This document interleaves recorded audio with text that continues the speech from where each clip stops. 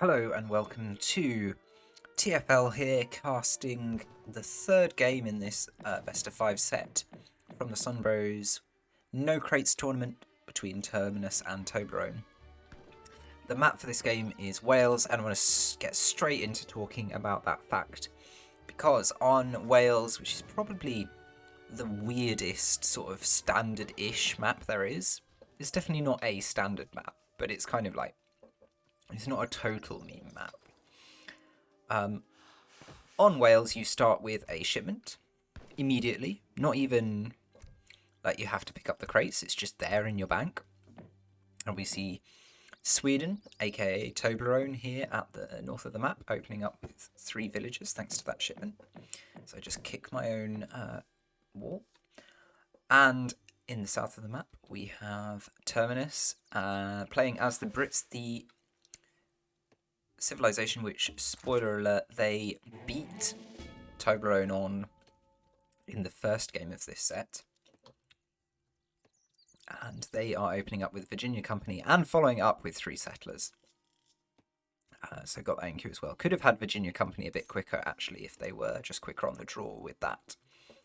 But going to be getting in. And then could have had the 3 settlers quicker as well. So, you know, it all counts on Wales.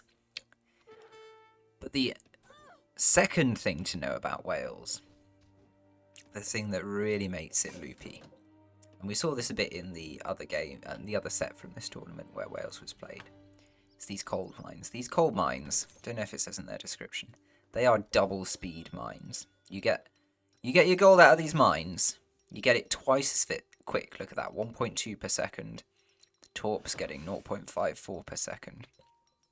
You get it out of the ground twice as quick as you do with the metal mines, like the copper mines. Now, each player starts with 1 copper mine in base, and there are 3 copper mines in the middle of the map here. In fact, there are 3 sets of 3. And those are going to be hotly contested, especially with a civ like Sweden in the matchup, who are going to absolutely want to be putting down all of those torps on all of those mines and getting maximum value and maximum gold income from doing so. So, there you go, the scene is set. Sweden are holding their second shipment for age 2, aging up with the governor, 200 coin and an outpost.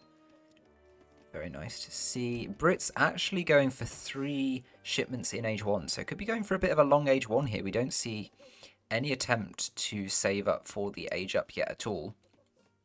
Third card is Pioneers, so potentially some sort of settler boom thing going on here. It's a very kooky deck, this British deck. Let's just give ourselves a second to take this in. So we've got the 6 and 6 units. We've got a Grenadier attack. We've got the 2 outposts, which is a potential defensive option there. We saw that used to, I'd say, fairly good effect from Toblerone in the game that they lost. Hanover allies as well. That could be a curveball. Some more upgrades, a couple of units and Jaegers in age 3, and then a whole bunch of kooky cards, including the 2 factories and more units in age 4. So if I was going to sum up this deck, I would just say it's a mess. It's like there's a little bit of everything in there. But interestingly, it doesn't seem specialised to the map at all. Like, if I was thinking, okay, Wales got loads of access to gold, I probably would be thinking about Skirmgoon rather than Muskhus so much. And I would be thinking about artillery as well in a big way. But that's just me. What do I know? Sweden, meanwhile, their no crates deck. Obviously, they've got their Torp economy setup cards here, and those are going to pay off big time for them on Wales. Then we've got 2 leather cannons. We've also got the artillery foundry, and we've got loads of mercs, which is going to work really well for them with all this gold income. So basically, I'm feeling good about this Sweden deck. So the outpost is coming out for Sweden. I wonder if they're going to beeline the third. Yeah, So setting up a base here, this is really interesting. Setting up a base here on the sort of second, totally in the middle, totally contestable set of coal mines, going to try and establish that one. Could actually, if they, and I don't think they scouted this, they haven't really. I would certainly be tempted to send my explorer over and have a look at these three here, because Brits have no particular, you know, buildings that they want to put down near these mines. They might have stuck down their outpost there from the age up, if they were going to do that. Of course, they haven't aged up yet. Sweden will be aware of that. Won't be aware quite how far away they are from aging up. Still only 3 cards sent for Brits. But yeah, haven't put down an outpost here. Lovely explorer name. And haven't got any, you know, military buildings anywhere near it. Haven't even stuck down a Manifold line of sight. So Brit really not asserting anything on these coal mines, and that opens the door for Sweden to attempt to go for the full 9, which would be incredibly powerful. So yeah, good to see that Sweden is coming forward and scouting that. And look, there goes down the first torp on this forward set of 3 as well. Karelians are starting to come out, powered by that great torp economy. Blueberries also coming in. I hope that we've got the ironworks before we get the blueberries, for goodness sake. Yes, we do. And look, every single one of those torps is doing 1.08 gold income. That is the map Wales being played.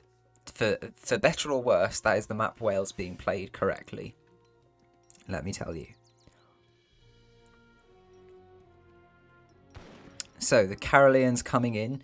Of course, we've got to consider the fact, you know, not just is Sweden doing a nice strategy with this business with the torps. Brits have gone for this long age 1, so you know, how are they going to respond to this? Because you have to anticipate when you're doing the long age 1 the possibility that your opponent's going to go age 2, start training some, you know, completely standard age 2 units, in this case musketeers, but it could have been cav just as easily, and start coming in and causing you problems. So what's Brits' plan here? We're getting greatcoats in a little bit late, but of course that does stack up with pioneers to give the settlers 300 HP. That's going to make them pretty hard to kill. It's probably basically means 2 volleys from this group of 10 Karelians. 9 Karelians.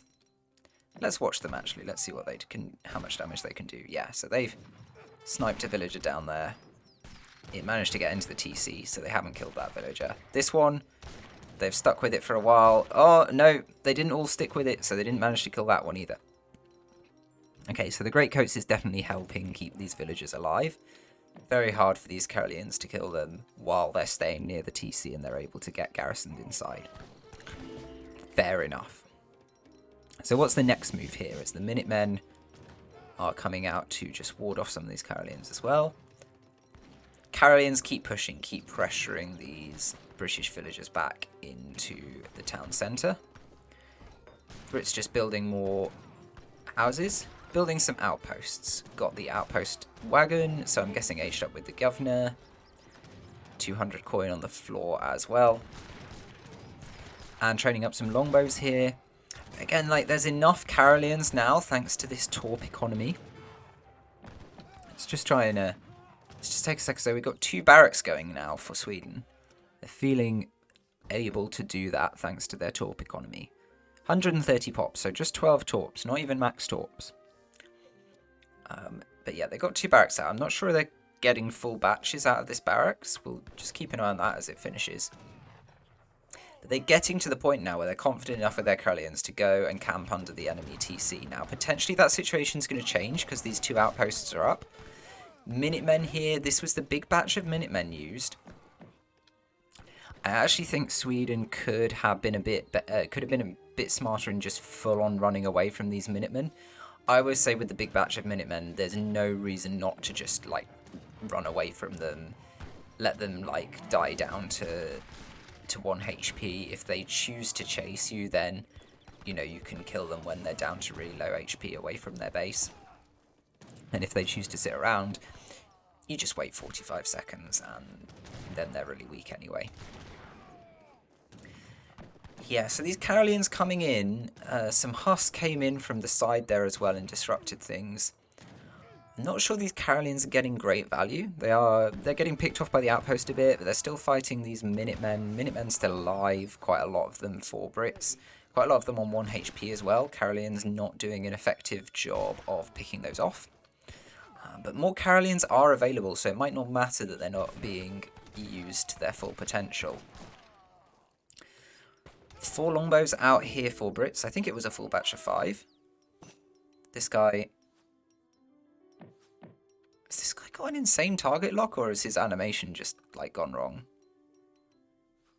Absolutely no idea what this guy is doing.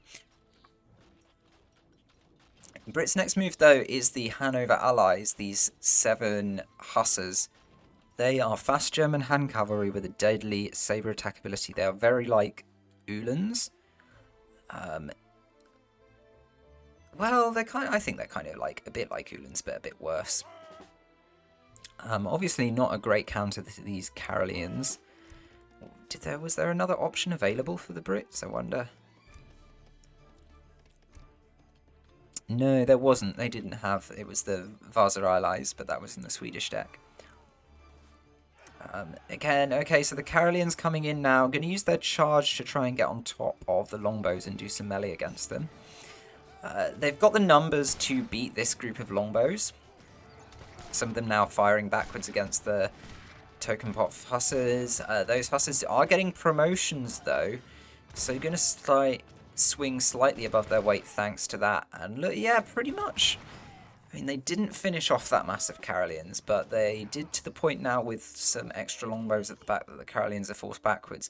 Again, that felt like a not great value for Sweden in terms of just how those units were used. Got the Irish Briggs, though. The Irish Briggs were sent out separately, weren't involved in that fight, doing some back raiding. Didn't really keep track of how many villagers they've managed to kill.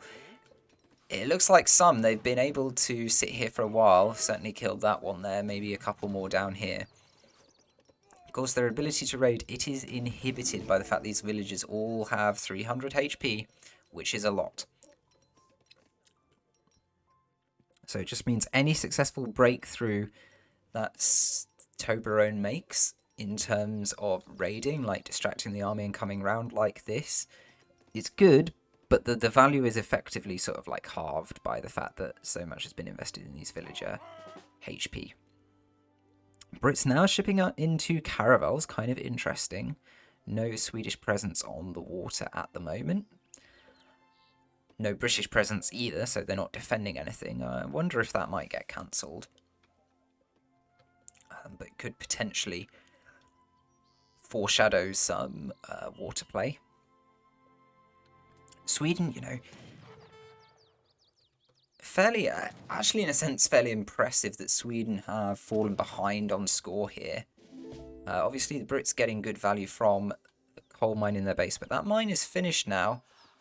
Got the classic bit problem of running out of hunts here too. Have expanded out here to the side, investing in an outpost for defense because it's fairly far away from their base, but I don't think Sweden have noticed that they're doing that. Sweden torping up another mine, but it's a copper mine this time, so not going to be getting that double speed income from it. If we look at what's going on in the base here, Brits kind of established themselves with a good mass of longbows, few musketeers backing those up.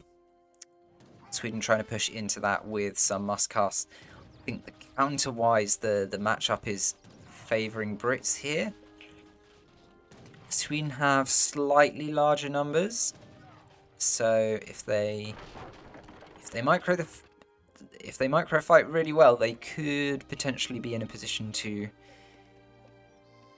cause some damage here. But otherwise, I think this is going to be okay for Terminus. As the longbows come out to meet this group of Carolians. Some villagers are attacked, but not much damage is done thanks to their extreme HP. Wall now going down to protect these longbows. That's going to help a lot, and the longbows are forced back. Nice wall micro there from Terminus. Little gap in the wall means one Huss does manage to get through.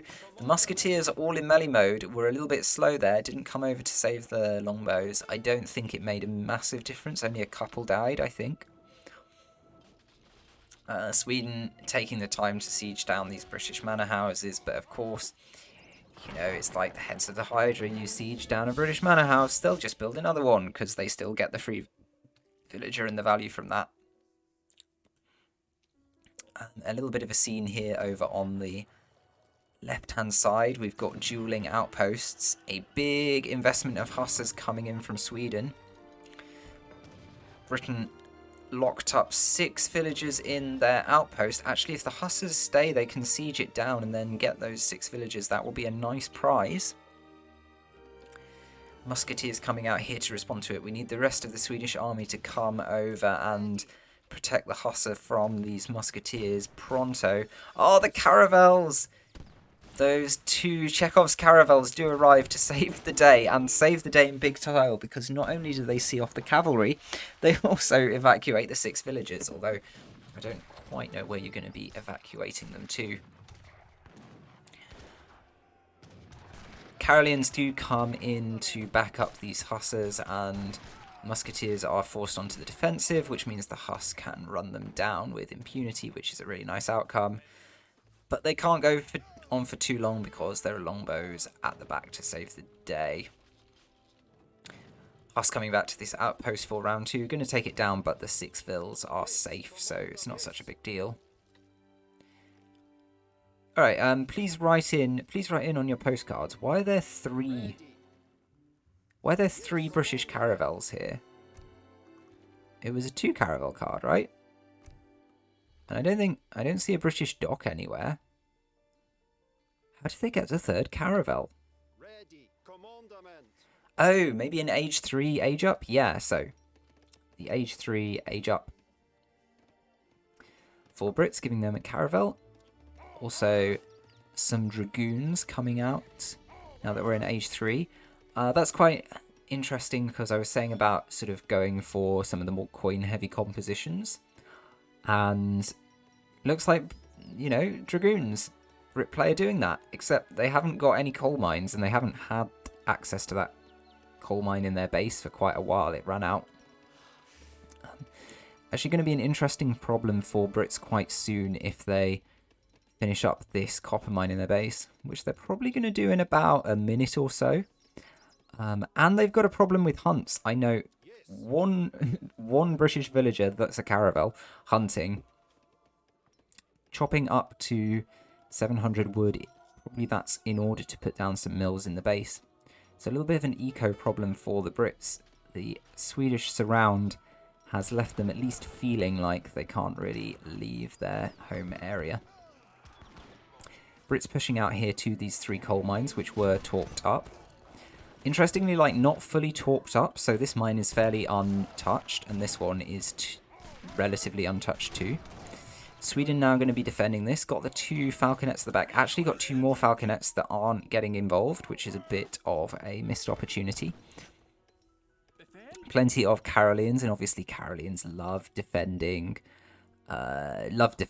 falconets, especially when it's from cavalry, even dragoons, because they can take on those dragoons at range really nicely. Oh, is that... Wait a minute. Is that only against heavy cavalry? Maybe they can't. Oh, I always thought Karelians counted all cavalry at range. But it does look like that's just the heavy cavalry icon, I think. Yeah. Okay, so forget what I was saying about fighting the goons. There you go. Today I learned. But anyway, 4 Falks and a sizable number of Karelians is quite a bit more than the British have. And I think, you know, I was getting very excited in the early stages about these coal mines. And I think basically Sweden sort of stopped fighting for a while, stopped throwing away their units. And now they've got quite a significant mass. Although, oh, it's all out of place.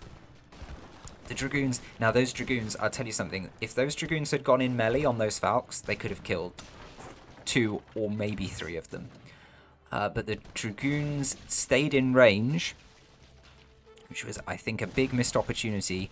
Did get down 1 Falk, though, and that was a lifeline for Sweden, because they left those Falks really out of position, really undefended, and they could have all gotten wiped up.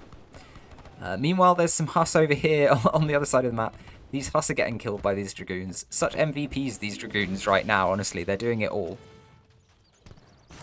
Falconets are taking down one of these British outposts. Now moving on to the manor houses. You don't want to be doing the manor houses.